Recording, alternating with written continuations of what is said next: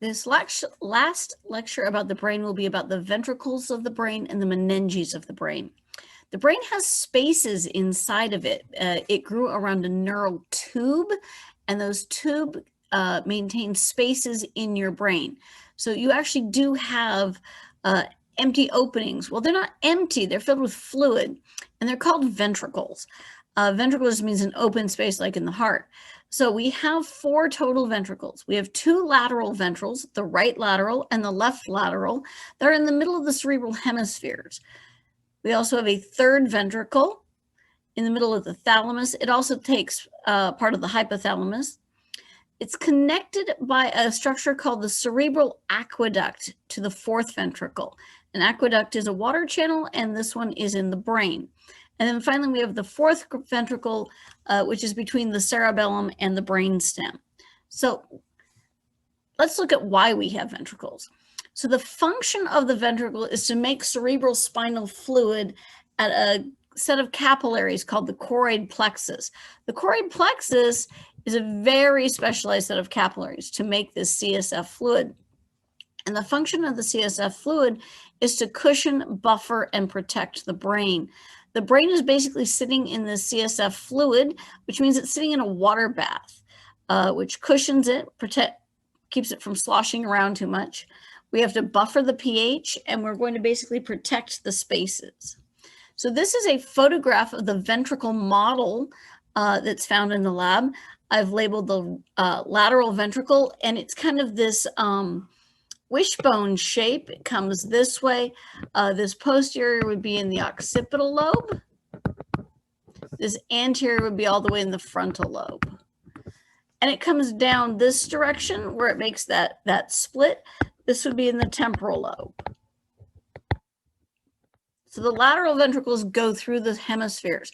And you can just see the left lateral behind the right lateral. So there's one on the right and the left. Then they connect through this structure, which is called the interventricular foramen, another foramen, meaning between the ventricles, into the 3rd ventricle, which is in the center of the thalamus. Think about the thalamus like a walnut shell around this space. The pointy area in the anterior is where it goes into the hypothalamus. So we have this space.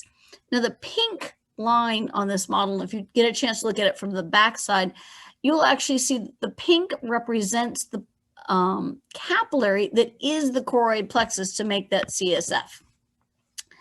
The 3rd ventricle then is connected to this structure here, comes all the way down, which is the cerebral aqueduct.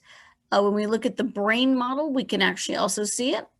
And then we connect to the 4th ventricle, which is anterior to the cerebellum, between the cerebellum and the brainstem. It then is going to connect with the subarachnoid space.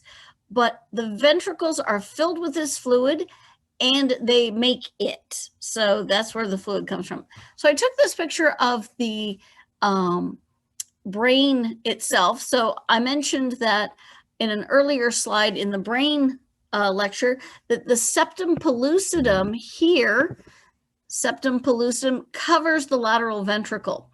They are connected to the 3rd ventricle, which is the interior portion of the thalamus, by this small hole called the interventricular foramen, and it is a hole between them.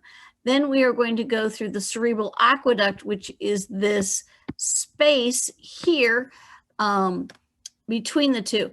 Now, it looks like it's about the size of a pencil lead or a pen insert, and it goes down to meet the 4th ventricle, which is this triangular shape. Anterior to the cerebellum. So you should be able to know by name the ventricles, whether it's in a model or the drawing, which I'll show you in a moment. And you should know that their function is that they have the choroid plexus capillary, and they are going to make the cerebral spinal fluid. So from there, we talk about the meninges, because the cerebral spinal fluid is going to flow towards the meninges. The meninges are the coverings of the brain. They're connective tissue, and they have 3 layers.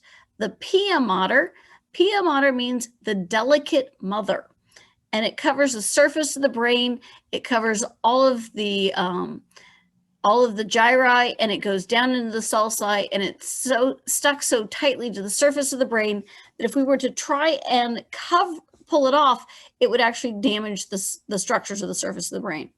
We also have the arachnoid membrane, which is the spider web-like middle layer. Now, arachnoid means spider, and basically there's a space here that we get full of this cerebrospinal fluid that flows into it. It's not made here, but it flows into it, and it's called arachnoid because it's very spider webby. And then the outermost layer is called the dura mater. Now, dura comes from the same root word as durable. It's very tough. And the name dura mater actually means the tough mother. And it's the outer covering of the brain. It lines the inside of the skull, and it's what anchors the brain in place in various places, like the crista galli is one of the anchor points, as is the coccyx bones. So this drawing is from the lab book, but I thought it was very appropriate. You can actually see the lateral ventricle, how it connects to the interventricular foramen. So here is the lateral ventricle. We come through the interventricular foramen to the third ventricle, down to the cerebral aqueduct. Now what happens is there's little holes from that fourth ventricle into the subarachnoid space. So remember that the pia mater is covering the surface of the brain. We can't distinguish it from the surface. But the arachnoid has these spiderweb-like connections, and this cerebrospinal fluid flows into the subarachnoid space, which means that there's a space between the actual arachnoid and the pia mater. Now, the arachnoid is floating here on this fluid, and it has these little, they call them the arachnoid villi. And this is so that fluid can flow from the subarachnoid through the arachnoid, through the dura mater, because the dura mater is a double layer, and it winds up into this subdural space, which is called the superior sagittal sinus.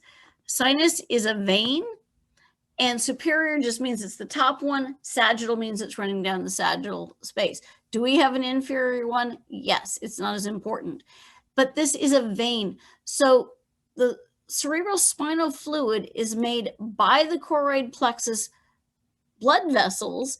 It's an extract of the blood. It's kind of like plasma, but it's not actually plasma.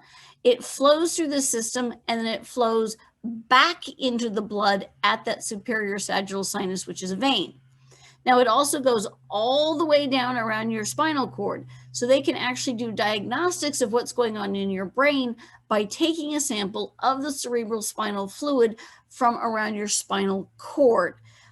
They call that a spinal tap.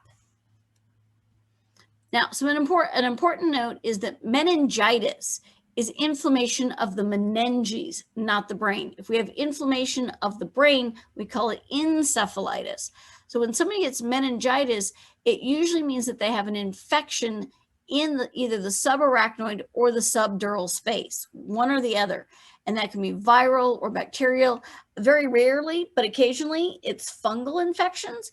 And that means when there's an infection, we get inflammation, and that's going to put more fluid in that space, which is literally going to crush the brain. Meningitis can be deadly, but for at least the bacterial forms, we now have a vaccine. So that is the lecture about the ventricles and the meninges.